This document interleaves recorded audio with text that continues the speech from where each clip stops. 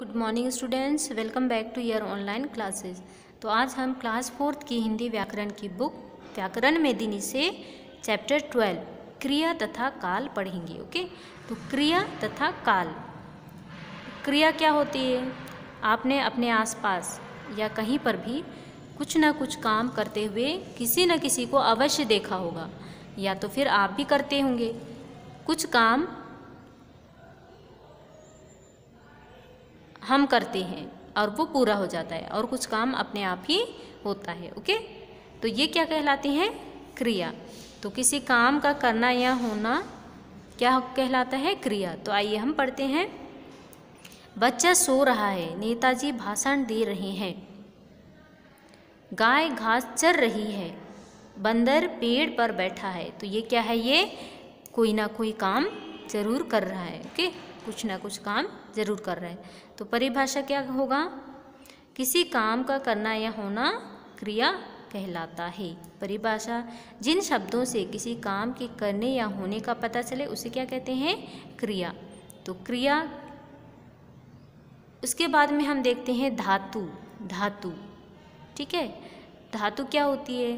क्रिया के मूल रूप को क्या कहते हैं? धातु कहते हैं। जो क्रिया के जो मूल रूप होते हैं उन्हें क्या कहते हैं? धातु।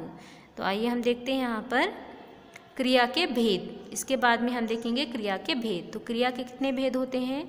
2 भेद होते हैं, अकर्मक क्रिया और सकर्मक क्रिया। ओके, तो अकर्मक क्रिया क्या होती है? अकर्मक क्रिया का अर्थ होता है बिना कर्म का। अकर्मक मतलब विदाउट। ओके, सकर्मक मीन्स के साथ। तो यहाँ पर क्या है? अकर्मक शब्द का अर्थ क्या है? बिना काम का, बिना कर्म का। जहाँ कर्म ना हो अथवा जिन क्रियाओं को कर्म की आवश्यकता ना हो और क्रिया का फल सीधा किस पे पड़े? कर्ता पर पड़े, उसे क्या कहते हैं? अकर्मक क्रिया कहते हैं। ओके, जैसे बालक सोता है। तो यहाँ पर जब हम प्रश्न पूछेंगे बालक क्या सोता है, तो क्या सोता है का आंसर नहीं आएगा हमारे पास, ठीक है। गाय चरती है, तो गाय क्या चरती है? गाय क्या चरती है। मोहन हंसता है, गाय क्या चरती है?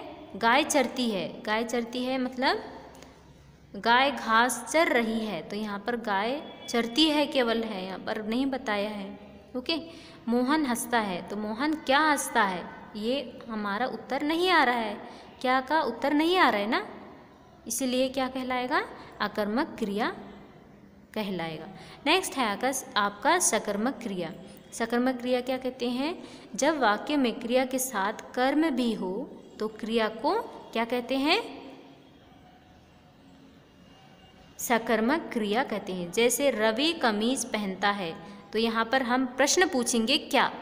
रवि कमीज पहनता है, रवि क्या पहनता है? तो क्या का उत्तर क्या आ रहा है? कमीज। ओके, गाय घास चरती है, गाय घास चरती है, तो गाय क्या चरती है? क्या का आंसर क्या आएगा? घास। तो ये आपका क्या होगा? सकर्मक क्रिया आएगा। ओके, नेक्स्ट है आपका सकर्मक क्रिया के रूप। सकर्मक क्रिया के कौन कौन से रूप हैं? एक कर्मक क्रिया और द्विकर्मक क्रिया। बच्चों ये बड़े नेक्स्ट क्लास में आप पढ़ेंगे। ओके, सहायक क्रिया। सहायक क्रिया क्या होती है? Helping verb. वाक्य में मुख्य क्रिया की सहायता करने वाली क्रिया को क्या कहते हैं? सहायक क्रिया कहते हैं। जैसे हैं, हूँ, था, थी, थे, ये सब क्या है? सहायक क्रिया है।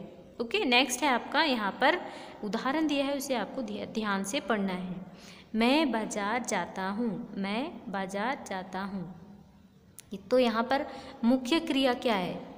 जाने का काम हो रहा है ना, यहाँ पर जाने का काम हो रहा है। मुख्य क्रिया क्या है? जाता। वो जाता किससे बना है? जाना से बना है।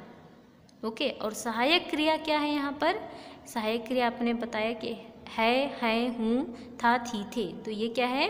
हूँ। ये क्या है? सहायक क्रिया। नेक्स्ट है आपका तुम मधुर स्वर में गाते हो। तो यहाँ पर क्या क्या काम हो रहा है? गाते मतलब गाने का काम हो रहा है। तो गाना का क्या है? गाना क्या है? मुख्य क्रिया है। और सहायक क्रिया क्या है? हेल्पिंग वर्ब क्या है? हो। ओके, नेक्स्ट है आपका वह दौड़ रहा था। वह दौड़ रहा था, क्या काम हो रहा है? दौड़ने का काम हो रहा है। तो मुख्य क्रिया क्या आएगा? दौड़ना। और हेल्पिंग वर्ब सहायक क्रिया कौन सी होगी? था। ओके। नेक्स्ट क्रिया के अन्य भेद भी होते हैं जिसे संयुक्त क्रिया यहाँ पर दिया है।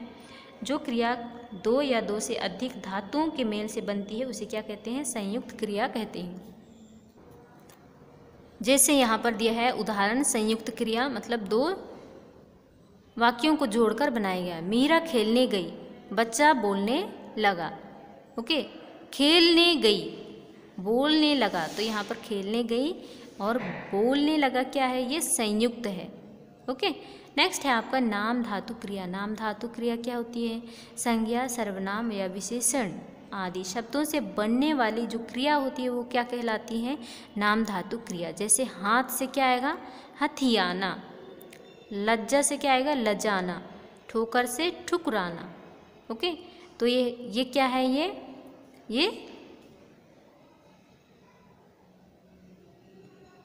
ओके, ये क्या है? ये नाम धातु। हाथ से कौन सा नाम धातु बना है? हथियाना।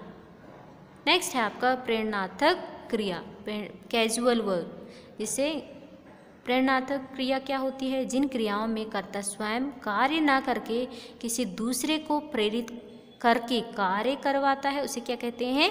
प्रेरणार्थक क्रिया कहते हैं। जैसे लिखवाया, पढ़वाया, बुलवाया। ओके, तो ये खुद नहीं कर रहा है बल्कि किसी दूसरे को प्रेरित करके करने के लिए कह रहा है। ओके, करवा रहा है। नेक्स्ट है आपका जैसे उदाहरण, मोहन ने सतीश से पत्र लिखवाया। तो यहाँ पर कौन सा काम करवाया? लिखवाया। अध्यापक ने दिनेश से पुस्तक पढ़वाई। तो कौन सा काम किया यहाँ पर? प्रेरणार्थक क्रियाएं कौन सी है? पढ़वाई। नेक्स्ट है आपका व्यंजन। तो व्यंजन जिसे इंग्लिश में कॉन्सोनेंट्स बोलते हैं। एक क्रिया एक अविकारी शब्द है, अतः कर्ता के लिंग, वचन और पुरुष के अनुसार उसके स्वरूप में भी परिवर्तन होता रहता है। जैसे यहाँ पर कैसे परिवर्तन होता है? लिंग, वचन और पुरुष में परिवर्तन होता है। तो हम यहाँ पर देखते हैं उदाहरण किस तरह से। मयंक हंसता है, मयंक हंसता है। और वचन वह खेलता है। मैं बाजार जा रहा था, मीरा हंसती है। मयंक हंसता है, मयंक हंसता है क्या है? ये पुल्लिंग है। मीरा हंसती है, ये क्या है? स्त्रीलिंग है। मयंक पुरुष जाति का बोध कराते हंसता है। ओके, मीरा स्त्री जाति का बोध कराती है तो वो हंसती। नेक्स्ट है आपका वचन।